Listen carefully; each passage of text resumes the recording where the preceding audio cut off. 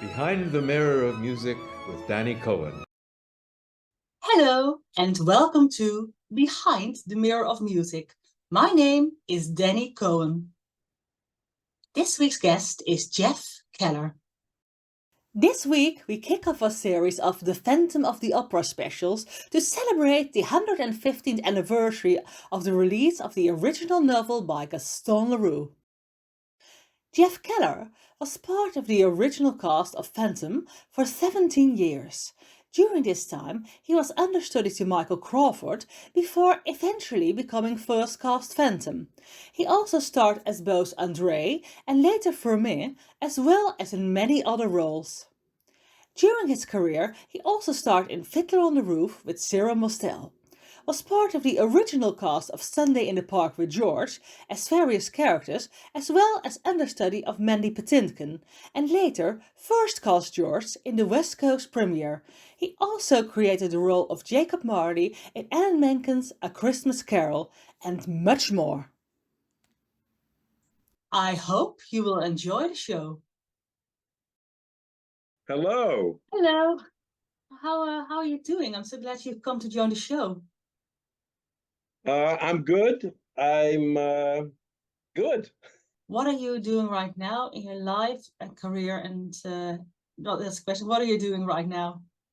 Right now, well, before I made the connection, I was doing some construction.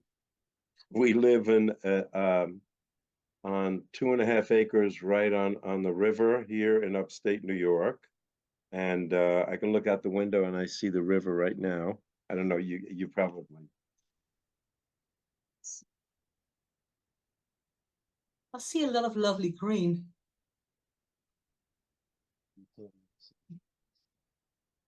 It's beautiful. Looks out on our porch. Anyway, so my wife and I are doing some construction here on our place. We built a little guest house separate from the main house, and there's always a lot of work. It's not really a farm, but it's 2.5 acres with a lot of grass and trees and things to take care of. So that's uh, that's pretty much what I'm doing right now. So we moved here about 4 years ago, and my plan was to totally retire and not sing anymore and stuff like that. But as soon as they found out my background, the mayor of the town asked if I would sing for the Memorial Day, and so that's become every year I sing for Memorial Day. And my wife, who is she's a been a dance teacher her whole life, ballet and jazz and stuff like that. He, we had a place in New Jersey, in North New Jersey, sort of a dance performing arts school there for 15 years before, or 17 years before we moved here. And my thought was I was just gonna relax and take care of the land. And she had some other ideas. She said, no, we got to build a cultural center. And I found singers up here, and I started doing these mini productions, cabaret nights, like once or twice a year with the, and I sort of teach them and direct, and some really interesting stuff we've been doing here. So that's what I'm doing. That's wonderful that you can keep both your retirement and your, I think, passion going. Yeah, Yeah. I get tired every once in a while, but yeah, it's good. It's good. It's a good life. How did you fall in love with music and theater? I think it comes from, I don't know if you're into this at all, but I think it comes from past lives, because I'm the only one in my family that has any a remote connection with the entertainment world. And I actually was going to be, I was a biology major in college. I was first going to be a doctor. Then I decided I was going to be a dentist. But I did stuff in grammar school. I did plays, and I sang, and in high school, and in college as well. Uh, So I guess I sort of had that desire, but I also loved science.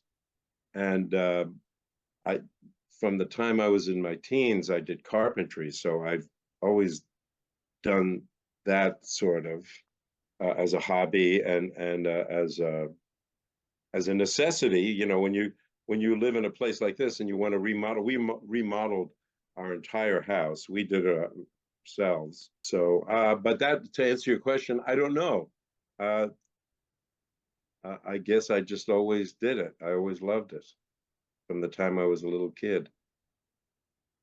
What was the first stage show you ever saw? The first stage show I ever saw was the only one I can that comes to mind. I think I was 13 and we went to see Oliver in New York. And I was just blown away by it because they had, they had a totally revolving stage when you know Oliver, right? Yes. When Oliver and the Artful Dodger are running through the streets of London, the entire stage rotated. So it really looked like that. Stuff that you, as a young kid, you never see. You see it in the movies, but to see it right in front of you live on stage, it's sort of, wow, how are they doing that? So yeah, so Oliver was my first show, but I never got to do it. I always wanted to do it. I always wanted to play Fagin. When did you start with your music training? Um, I only did a little bit. It was in college. And because I was a biology major, I had these friends. I developed friends who were also they were in the theater department. They said, "Why don't you come here?"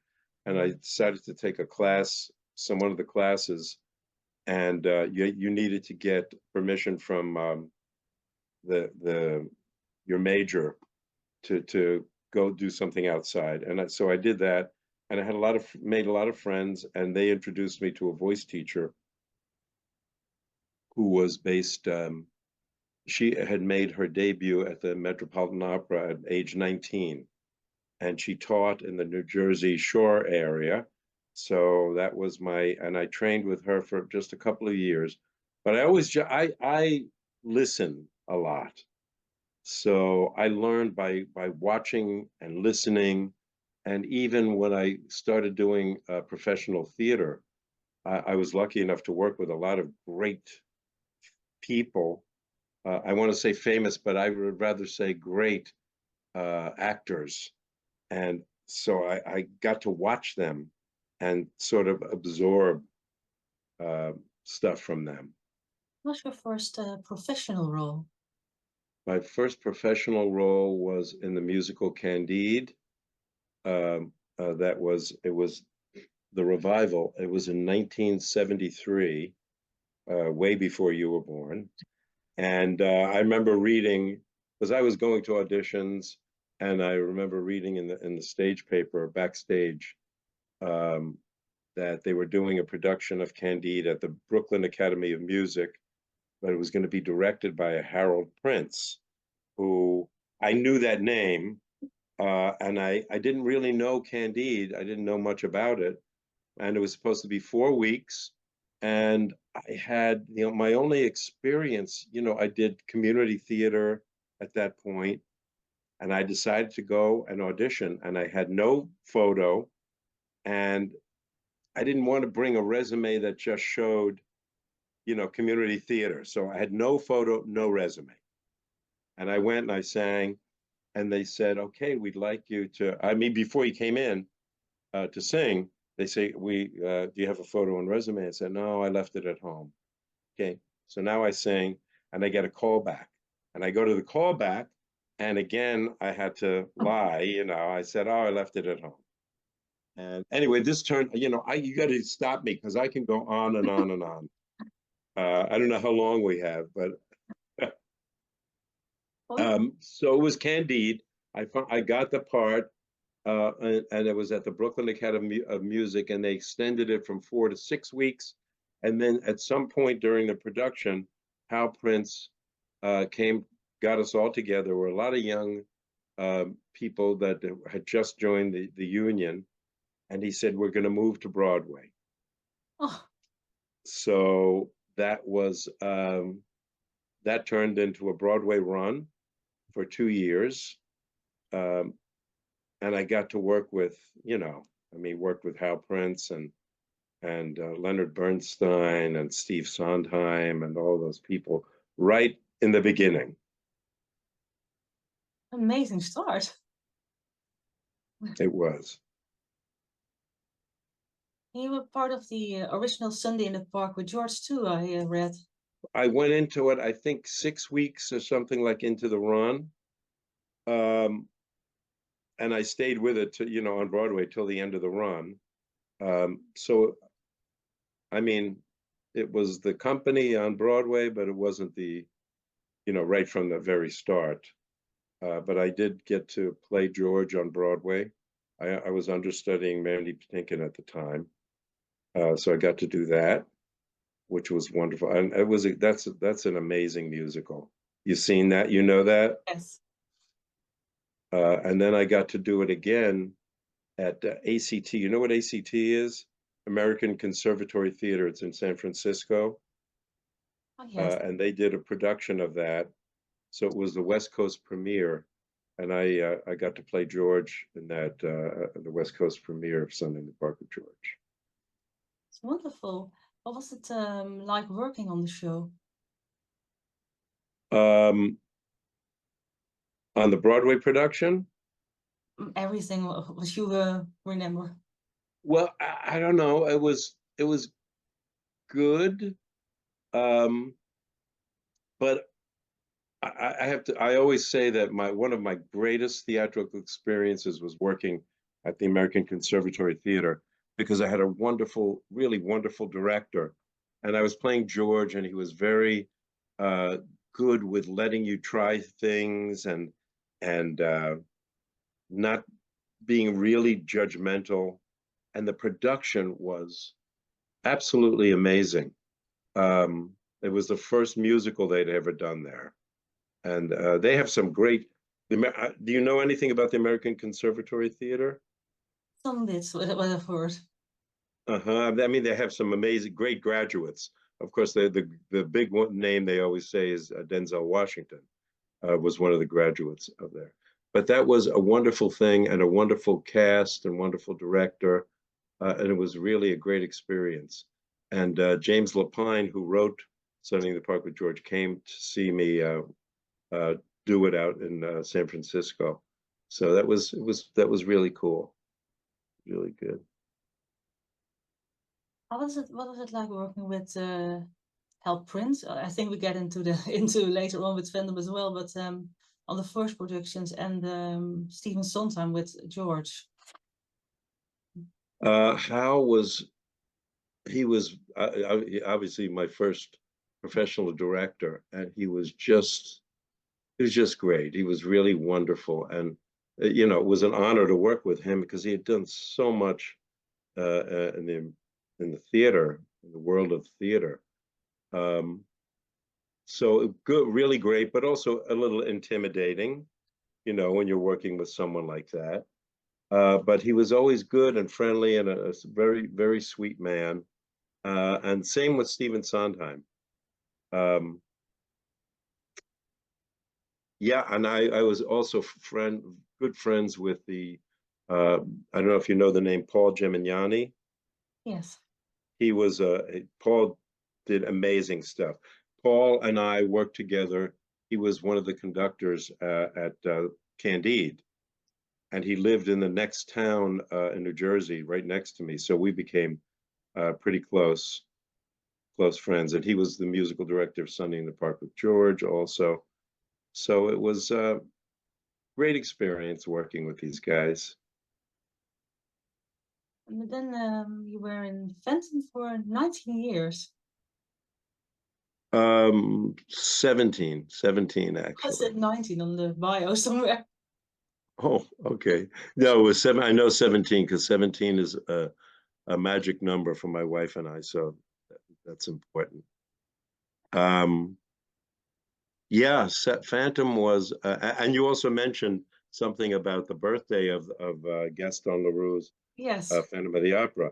I owe a lot to that man because I wouldn't have met my wife. I had a lot of amazing and some sort of bittersweet experiences also. I don't know if you want to hear those, but you know, when you work on anything for that long, there's bound to be that. You know, there's politics in every profession and different levels of talent from the actors and the producers as well. So yeah, I got to experience a lot during those years. And my son was born just my oldest son was born just before that. So and my kids grew up, and then I had another son, Brian, and his name is now River. I can't say if he ever sees that. He changed his name to River from Brian. Don't That's a whole other story. But they grew up at Phantom of the Opera, um, and it was a amazing 17 years. And a great story. I don't know if you know this already, but so I was Michael Crawford's understudy when I started, and I was in the ensemble, and I was doing a reading of another musical um, called. It was a musical version of the science fiction movie Metropolis. Yes. Judy Kuhn was in it, and some really great people. So we're working. It was an afternoon performance, and backers auditions. And during the break, I get a call on my phone. You're on for Michael tonight. I said, what? Okay, get to the theater as soon as you can. Now, I had never sung at that point. Much later in the production, they had the understudies do an orchestra, hear the orchestra, a rehearsal with the orchestra. There was none of that in the beginning. The most I had done was with a rehearsal pianist in a studio, and now I'm on for Michael, never having done any of the stunts. I just did understudy rehearsal, and I said, let's walk me through, just drop me through the trap door, and pretty much that was it. So I was on, and then Michael had a 9-month contract at that time, and he didn't miss a performance. It was his last 10 performances, and I was on. He came back for the 10th. So I was on for like 9 straight performances, and imagine the disappointment of people. They were at that point, they were lining up, they were sleeping on beach chairs overnight to get tickets to Phantom. And then imagine they come in and it's Michael Crawford's not on tonight, you're seeing the understudy. But hopefully I didn't disappoint them. And so that's how I became the first American to actually play the Phantom. But it was great. So many things, from getting the mask. They make the mask from your face, from a plaster cast of your face. And I think later on during the run, they made that a little easier on the actors. They only did it from here, but I was in a complete head of plaster for like an hour with straws to breathe from for a while. And great stories of during the run, things that happen, mistakes. Those are always great. Please share them. Okay. Well, if you know about Phantom, you know that some of the music is taped, right? Yes. Okay, so the entire journey to the lair, Phantom of the Opera, that's on tape. And when I tell people, they go, "Really? Oh, why?" Well, we're backstage, we're climbing, we're doing all kinds of stuff. So there's no way we could sing that. So what happens is the song goes through and there's the bridge. We call it the Travelator. I don't know if you know that name. Yes. Okay, you know a lot of stuff. Well, So the Travelator, we yeah. do that and all that. Now we're climbing down the ladder and getting ready to get into the boat, which is run by radio control by a stagehand in the wings, you know, with the little joysticks. And we get in the boat, and Christine lies down there, and I get the pole, getting ready to come out, and someone whispers, "The tape broke." Now, at that point, it was actual tape. It wasn't a digital thing. I think that later on they must have gone digital. The tape broke. So we're like nuts because we never have to sing that. And Christine is like, "Oh my God, what am I going to do? What am I going to do?" Just we have literally 5 seconds before the boat starts going out. We go out, and I start to sing live because they turn on my mic, and I'm singing, and I get a few measures into the song, and the tape comes back on, a measure off. So I don't know if you can grasp this. It's, I'm singing, and it would be okay if the tape came on and I was still in sync with my voice. But when it's a measure off and the audience suddenly realizes, oh my God, this is a tape. It's like Milli Vanilli. And, that's one great egg on your face moment. And then, yeah. And then, gosh, the big one, this is my big one. So when, I don't know if I'm allowed to say this because we had to sign a non-disclosure thing about disappearing. Do you know how the Phantom disappears at the end? In the chair. Yes. Yes. Yes, you probably heard this over and over again. So it's a mechanism. It's a magician's trick. I don't have to say the whole thing. No. But what happens is there's part of the trick that can go wrong. And if it goes wrong, you can't disappear. And when that happens, Meg Giry, who has climbed down the portcullis to, come into the lair at the end, she is not supposed to pull the cape off, the throne, because she knows he's still there, right? Yes. And all she does is reach in and she gets the mask and holds it up da, da, da, for the last note. Okay. But we have a routine, the Phantom and Meg. If there's a problem, you go, it's very simply, no. You just say no. That's the cue for Meg not to rip off the cape. Okay? It's very simple, right? So this particular night, I'm going, I had a really good show. And I think I may have had friends in the audience, particularly embarrassing. And I can't get this part of the trick to work. I can't get it to work. And I know I'm not going to be able to disappear. And I know I can't see because I'm covered up with the cape. And I know Meg's about to pull it off. And I go, no, no, no. And she pulled the cape off. Oh, no. And I'm exposed now. I'm there. What the heck am I supposed to do? So I melted like the Wicked Witch in the Wizard of Oz or Dracula in the sunlight. I sort of shriveled up. I did this thing where I melt. What else could I do? It was so horrible, that moment. It ruins the entire night. And I melted. And then she threw the cape on me. And I said, I was really mad, really mad. And we come off stage and I grunt to her. I said, why did you do that? She said, I thought you said go.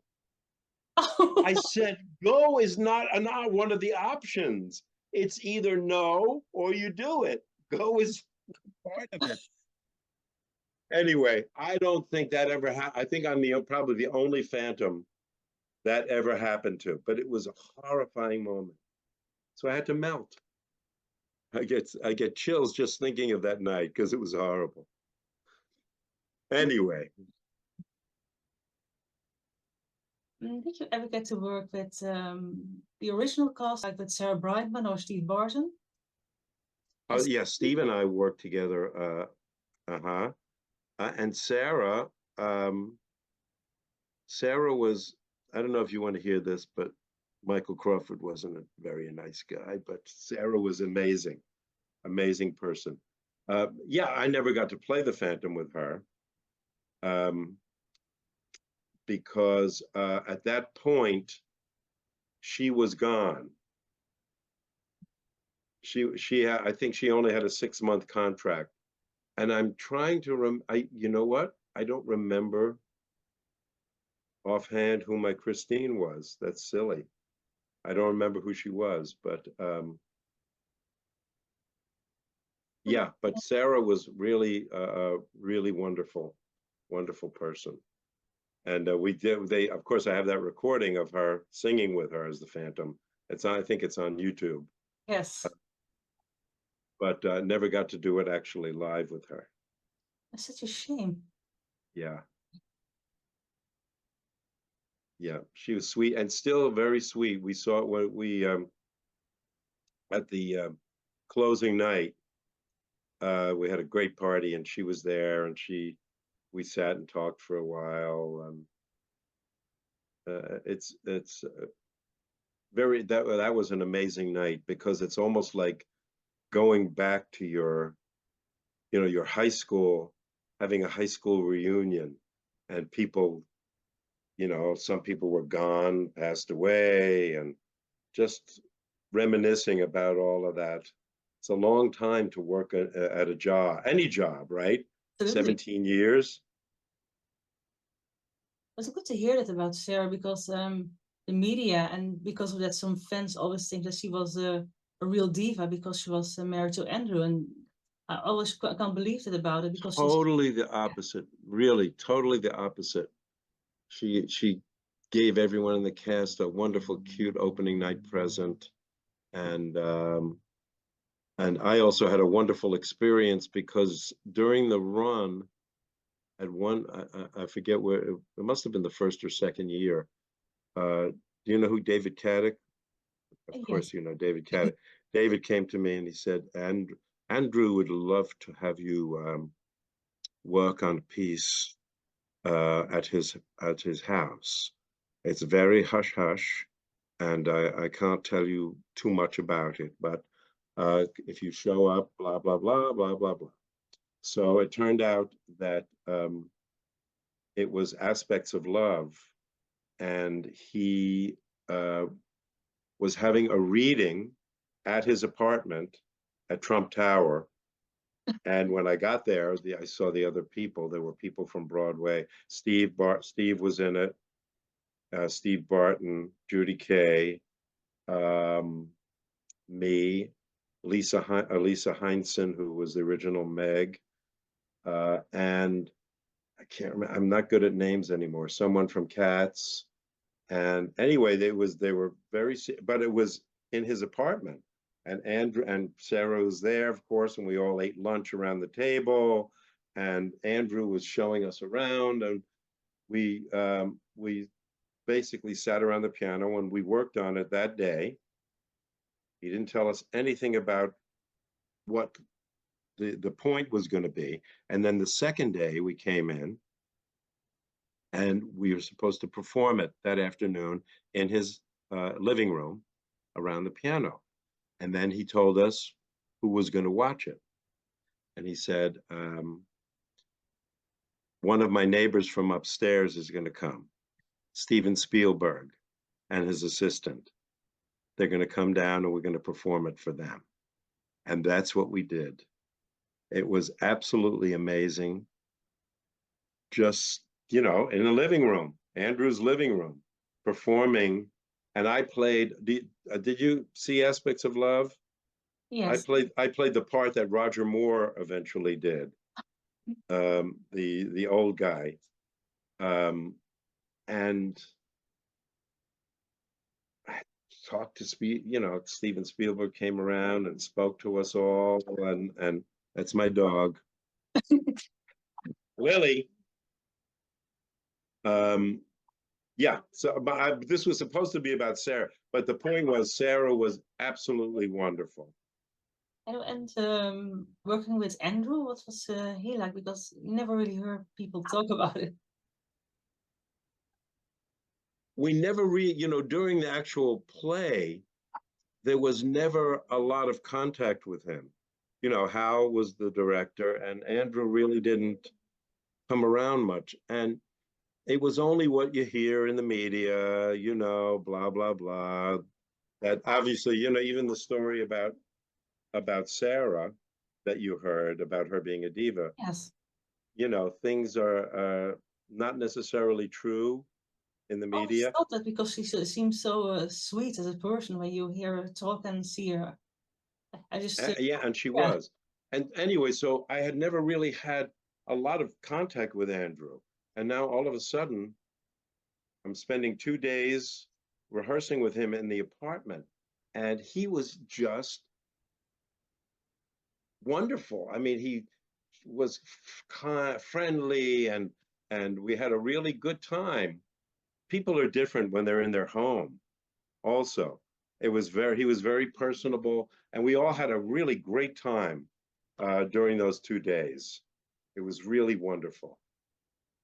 So that's, whatever happens after, there were, of course, stories of him problems with alcohol and whatever.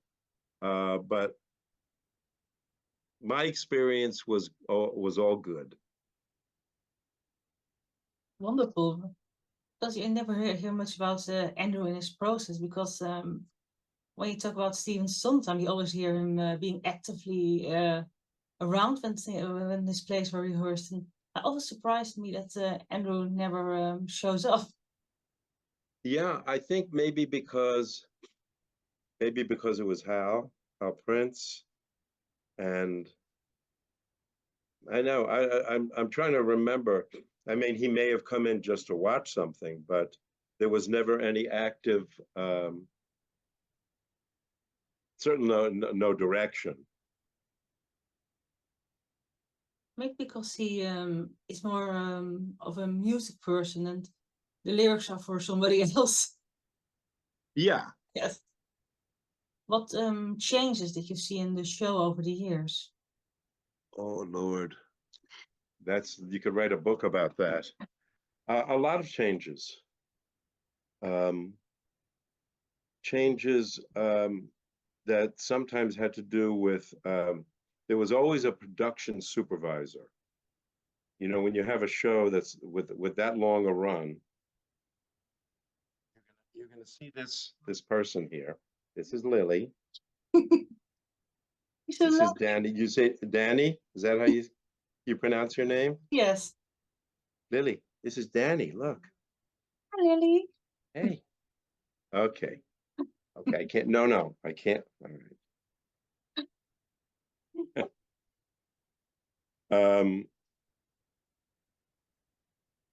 So there was always a production supervisor who was in charge of not only the Broadway production, but also anything that happened on the road, touring companies.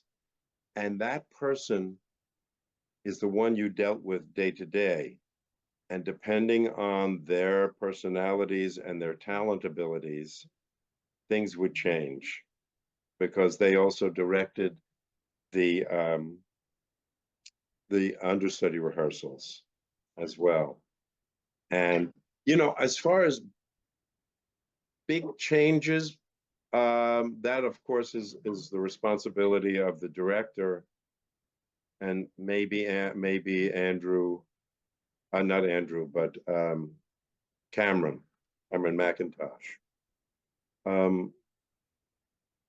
I don't know. I can only say there were changes.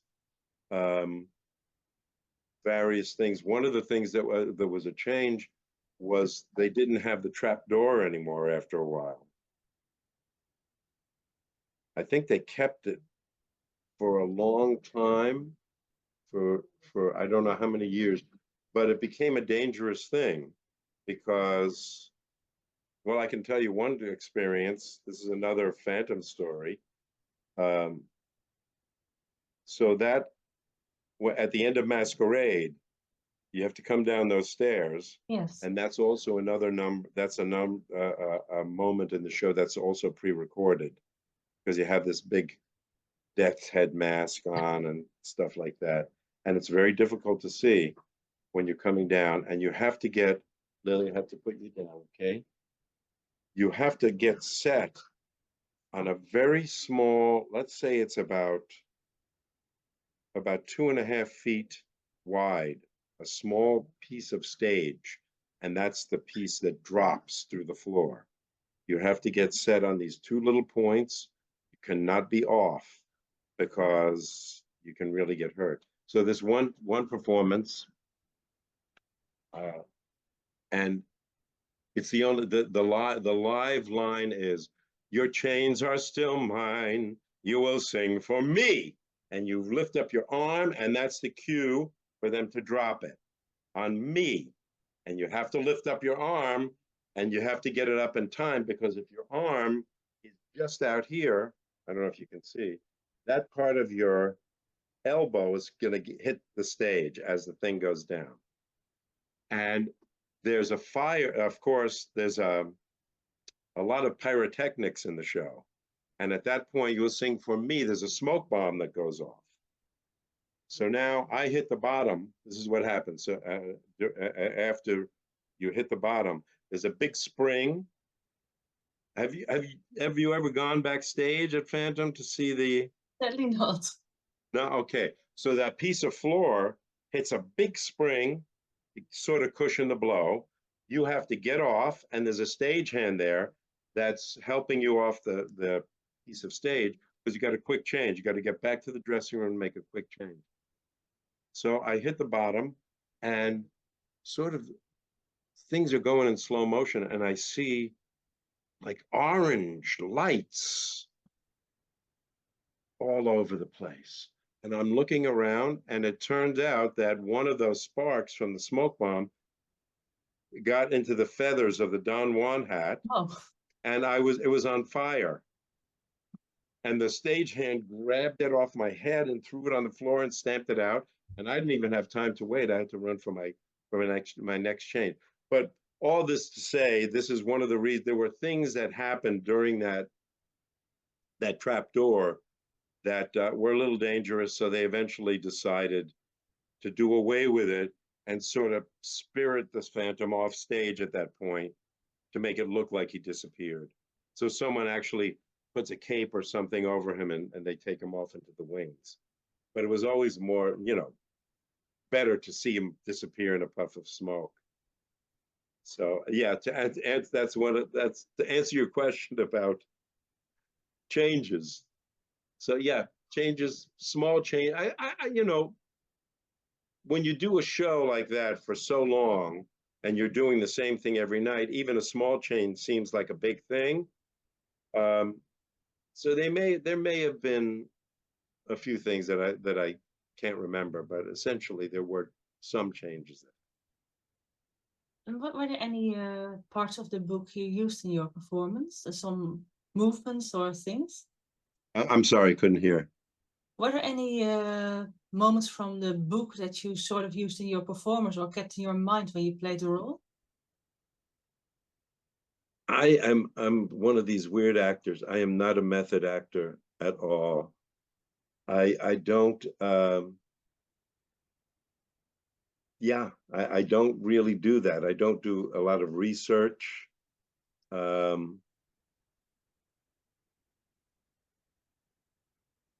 I think when I think about my performance, and of course I have to think about it in comparison to some of the other Phantoms I saw, and especially Michael Crawford, because I watched him before I became Monsieur Andre in the show. So I was in the ensemble. I was understudied him, and I had to sit up on. I was one of the people that the people that climb down the portcullis. They need to be connected to a safety harness. So I was one of the people up there. So I got to watch the entire final lair every night for 9 months. And Michael Crawford, every single performance was exactly the same as the night before. Every finger movement, and I observed very carefully, every inflection, every single thing was the same. And that was a problem at times, because if someone knew, if an understudy went on, an understudy Christine, he had trouble. And I remember one night, he's at the organ, and because he was left-handed and I'm left-handed too, so we had the pen, the quill pen was on the left side, so everyone else always had to reach. Anyway, I digress. Someone put there was a prop he had to use, and they put it on the wrong side of the organ, and it totally threw him. And he picked it up and he threw it angrily into the wings, which is like bizarre, you know, because he couldn't. It disturbed his that pattern that he did. And for me, that never. My performance, whatever, not only as the Phantom, but whatever role I was doing, was always about being alive in the moment and what I felt, and so that my physical movement was never really the same. It might have been, it has to be in certain general areas, but it was never the same, and always alive. And for me, that's important to work like that as an actor. I couldn't possibly do the same exact movements every single night, but that's what he had to do. But you asked me if I incorporated anything from the book. I don't think so. I just remember I loved reading it, and I loved every version, a movie version that they made, and I think I saw all of them. So, and I can't say that I even that I, you know, sometimes as actors, maybe we unconsciously imitate or incorporate things that we gather from observing people or other performances, but it wasn't anything conscious that I think that I did. How did you see Eric the Phantom as a character? I don't know. It's sort of, he was a pitiful, sad creature. You know, and part of that is because we got a really good background into, Hal is very good about describing at least his vision of characters. I just saw him as this raw, like a raw nerve, who he didn't, like a child, almost like a child, really, a child in an adult's body, and obviously a genius in some ways, and in others just a hopeless, helpless child. So there were those moments where he's exposed, and when he Christine sees him without his mask and the alopecia, because he had alopecia as well. He's just this raw, emotion, and who's, you know, as he says at the end of in the final lair, when he talks about his mother, a mask, my first unfeeling scrap of clothing. His mother just threw this thing at him so he could hide himself. Yeah, I don't know if that answers your question, but It does. I think a lot of people these days don't really understand the role, and so some. I mean, the audiences doesn't really understand the pain people went through in the era that the story takes place. Because I think it's just a shame that people translate it to how they think today when they forget that things were so different back in the time the story takes place. it's always hard. It's hard to, you know, what comes to mind is it's always hard to imagine what people who went through the Holocaust, you know, how they lived in the camps. Yes. I also did a musical called A Letter to Harvey Milk, where I had to play a survivor of one of the concentration camps. And I had a 6-minute monologue at the end that was just devastating. But you know, we can try to imagine what that's like, but there's no way. How do you imagine? You have to live. You can't. You have to walk in someone else's shoes, and that's impossible to do. You know, to really do anything but intellectually understand. You can't emotionally understand. You can't emotionally. How do you understand what it's like to be this deformed creature, and also with such intelligence to create beauty and to love somebody that he knows is there's no way that's going to ever happen. Um, there's one interesting moment in Phantom that never.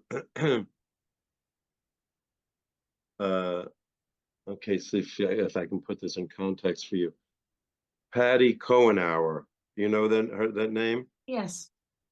Patty was the Christine alternate when we first started. She was Sarah's alternate, so she would do Wednesday and Saturday matinees. And during rehearsal, she didn't get the attention that she should have, and she would come to me. We would commiserate about things, and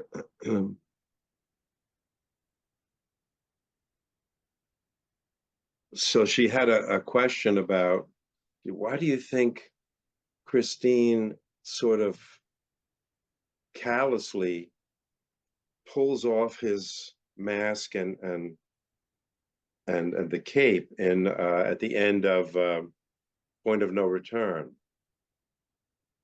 Why does she do that? And I said, why don't you ask Hal? Because it's a little weird for me. Yes, I understand that it's it's sort of, you know, it's got to be, it's in the script, that's what happens, and she's going along with exposing him at that point, right? Yes. So the police can get him, but why does she have to do it like that? Why does that have to be?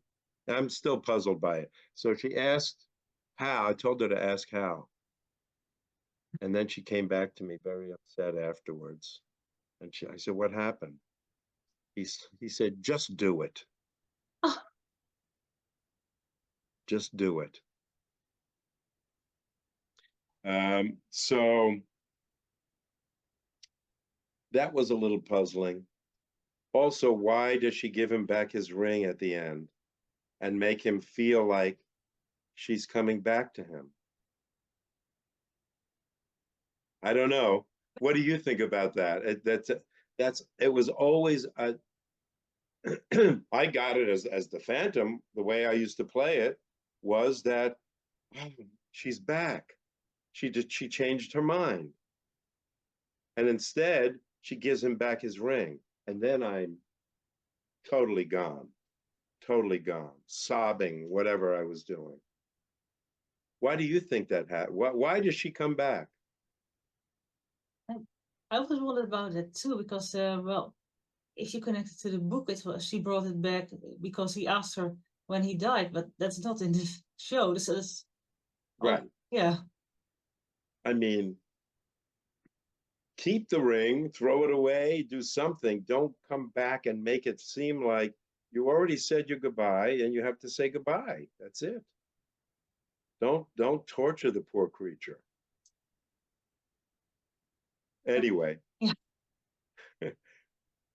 yeah. So as you said, it's impossible to really know what.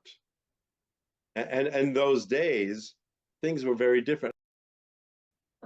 What were the other roles you played over the year? I know you played Andre and Firmin, but I saw many others. Yes,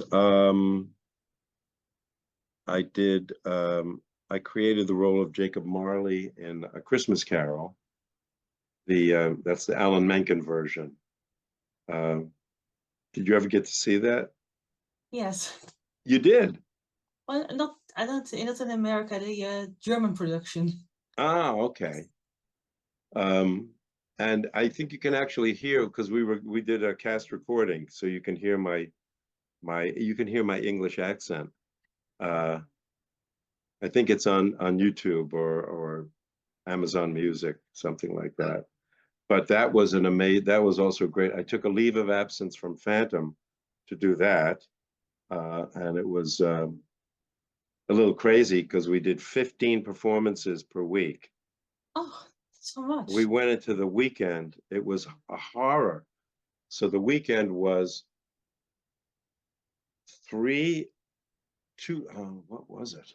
3 shows Friday, 4 shows Saturday, and 3 shows Sunday.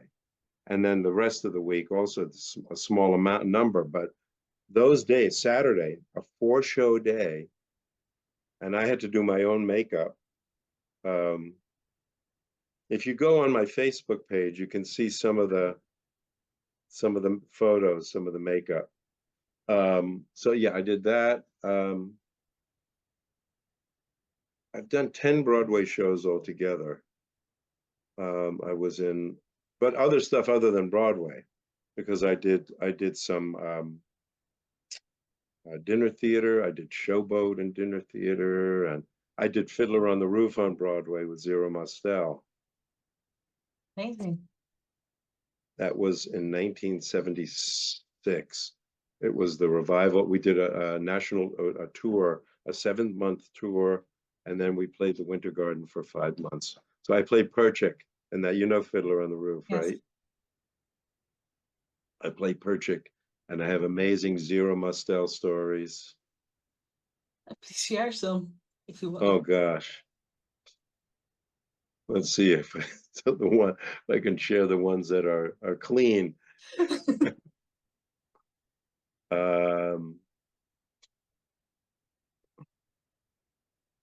I mean, we had a good time.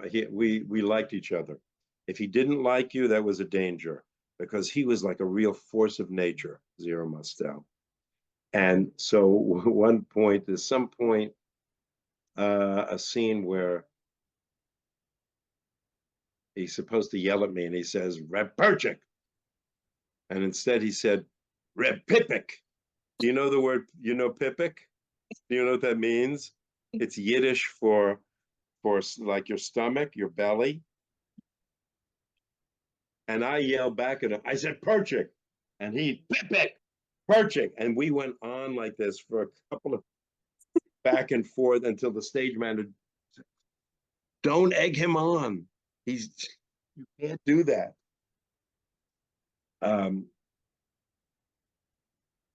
Oh yeah, great. But this is too long. I have another one that's probably too long.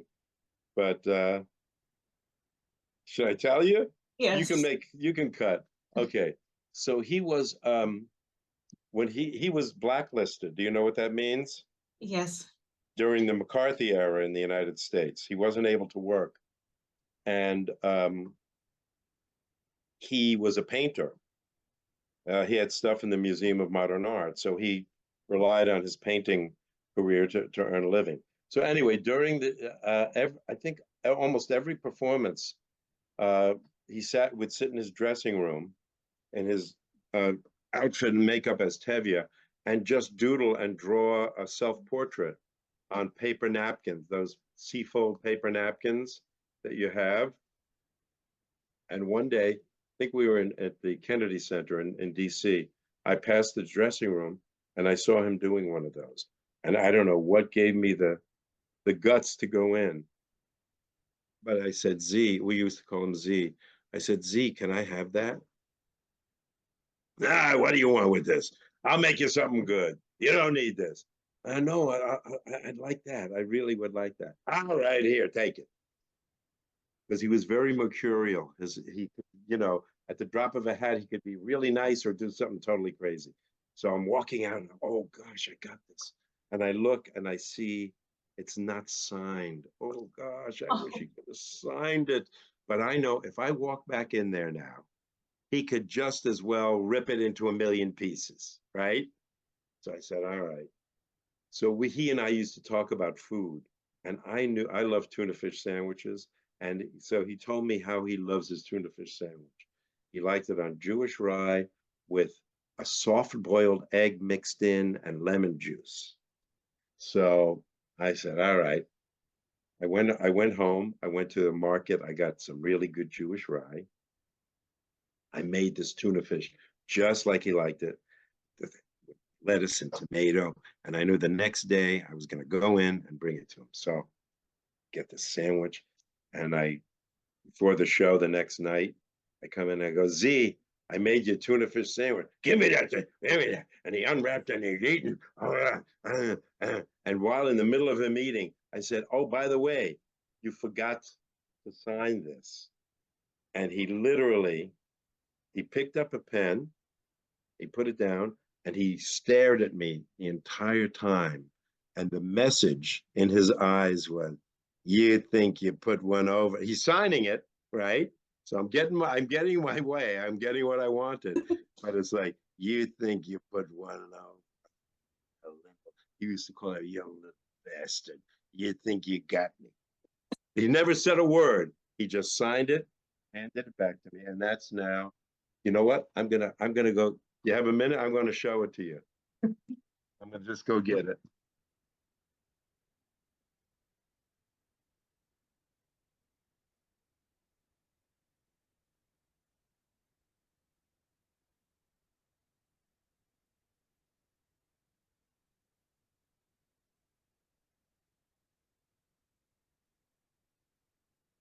Okay.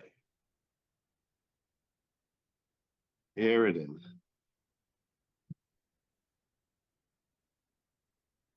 That's stunning. Where's the signature part? Oh, it's up top. Oh, you can't, it's backwards. I can see it. And and you can see it's on it's hard to see there, but it's the paper towel. You can see the edge of the paper towel there. Yes. Anyway, that's one of my Zero stories. I'm glad you took it because it would be a shame if no one ever got to see it again. Right. And I don't know, I did so many roles, so many other things. I also worked on soap operas, and there was probably more on my resume that I'm not mentioning right now. A Music Man as well. Oh, yeah. Yes. I did The Music Man at the Alliance Theater in Atlanta, Georgia. That was a great part.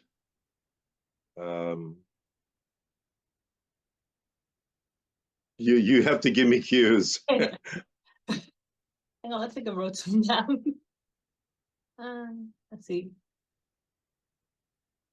Camelot, Anything Goes. Uh-huh.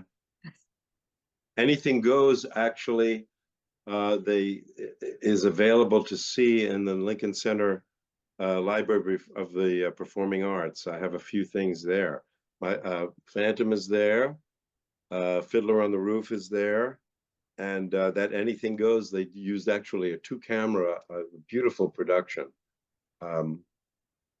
Yeah, that was a great production. Also, that was at the Heinz Hall in Pittsburgh for the Pittsburgh Civic Light Opera, and they had a revolving stage there. I think I've only done, in all the shows I've done, only 2 times did I have a revolving stage like I saw when I was 13 in Oliver.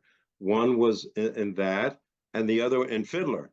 There we had a revolving stage in Fiddler and they used it only a couple of times in the show, but one of them was at the wedding. Just before the wedding, the procession comes out and the on the revolving stage. I mean, we could do this for hours because I have a lot of good stuff, and the more I start to remember things, the more I talk about. But I got to do some wonderful, really wonderful things and meet some great people. If there's anything you remember now that you wish to add. Do you know who Douglas Fairbanks Jr. was? Yes. So he was a great movie star, and I grew up watching. One of his movies was Sinbad, the Sailor. It was great. I watched that over and over when I was a kid. And then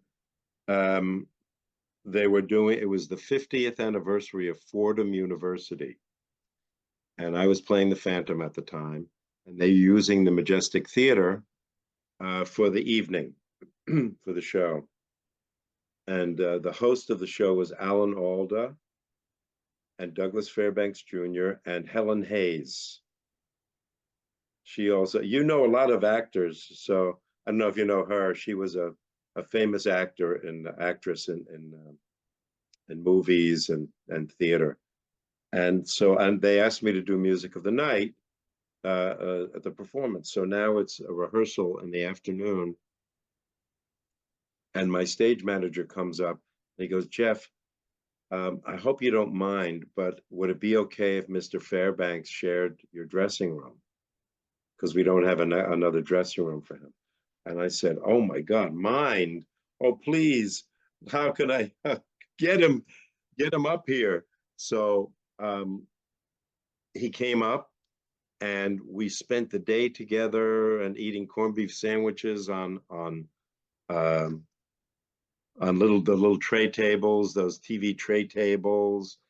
And then he after the show, he said, I'd love to see you do the entire performance. Do you think I can get tickets? And I said, oh, absolutely. So in a couple of weeks, I got him tickets for a couple of weeks, and everyone in the cast was excited because he was like one of the great old movie stars. And he came back and he saw the show. And then afterwards he said, I loved your performance. I hope you don't mind, but I made reservations for us at 21. Do you know 21? Does that sound familiar? That doesn't sound familiar. It was a nightclub restaurant that's in so many movies, and I didn't even know if it still existed, but it still exists in New York. So we go to 21, and he had his own table in the back, and we sat there till like 2 o'clock in the morning, and he told me stories of show business stories. His best friend was Laurence Olivier, and his father, Douglas Fairbanks Sr., was in partners with Charlie Chaplin in the movie business. And one of the things that I had to pinch myself constantly and just, Jeff, don't forget, remember everything he's saying. So one of the stories he told me, he said, my father was a great practical joker. He loved practical jokes. And so he was in the movie business with Charlie Chaplin. And he said, Charlie Chaplin came to him one day, said, Doug, I'm working on this film for a year. I don't know if it's going to work. I really don't know if it's going to get laughs. I don't know if it's funny. I don't know what to do. And Douglas Fairbanks said, this is what we do. We rent a small theater in Pasadena, and we invite an audience and we try it out. And then we see what gets laughs, if it works or whatever. Great idea.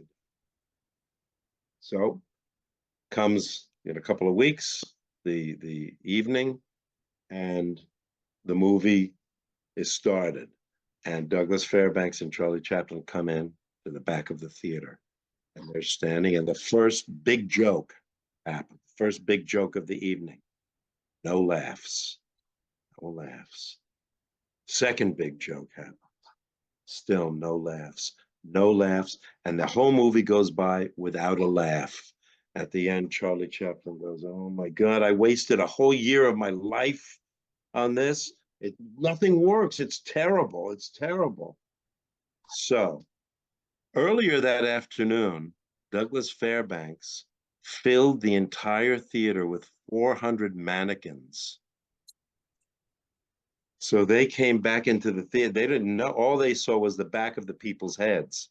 They couldn't see that it looked like a full house. And that was the practical joke.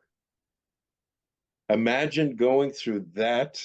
He said, my father did that kind of stuff. Anyway, my point is that I got to spend a whole evening with him, and he gave me his book, and I have a photo. If you go to my Facebook, to my albums, it's career, and there's a photo of me.